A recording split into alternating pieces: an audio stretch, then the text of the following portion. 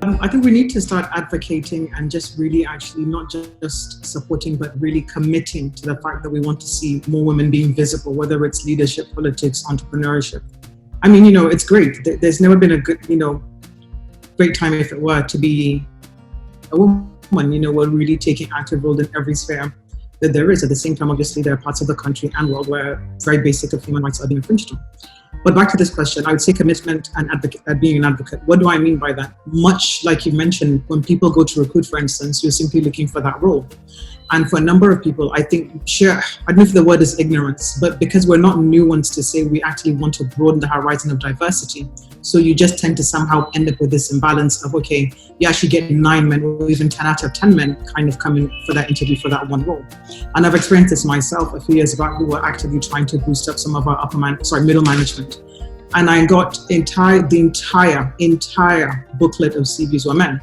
And was one of the top 4 consultants. And I said, you can't do this. You're a female, I'm a female sitting here. You can't give me a booklet of all male CVs. Go back and do more.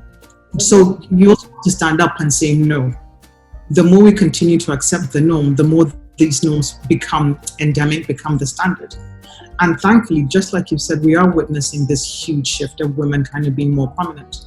And how do we encourage that? Is to ensure that when we sit down for these interviews and we see 10 CVs or 10 male faces, we say, there are women out there, go and look for them. Let's not be so lazy in our approach to say the first person that turns up. I think also we should be very considerate so that we don't kind of really imbalance it. You are interviewing for a role, not for a specific gender. That's also true. So for instance, we're equating some of the STEM, so equating the engineers. When you say engineer, you want to see somebody in big boots and a hard hat. So immediately you're thinking perhaps of the male gender. Well, actually kind of remove yourself or disassociate yourself from that way of thinking.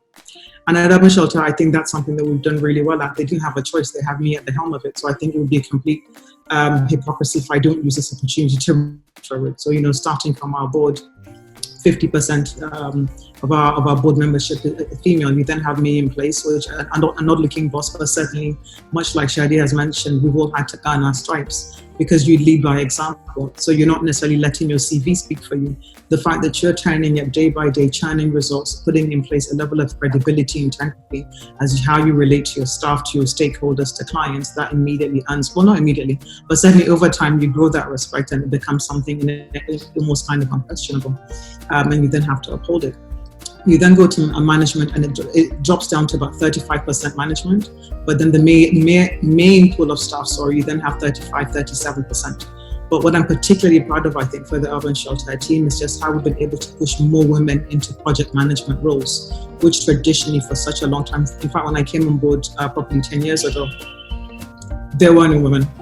Then struggled 5 years through a mentorship program, through a learning shadowing program to get the first 2, an additional 3, and just slowly build up. So I think also in that way that nothing is done immediately. Changing has to take time, and that's how you immediately that's how you slowly build up and get to a position where yes, you're advocating for more females in senior positions, in more technical roles, in real estate.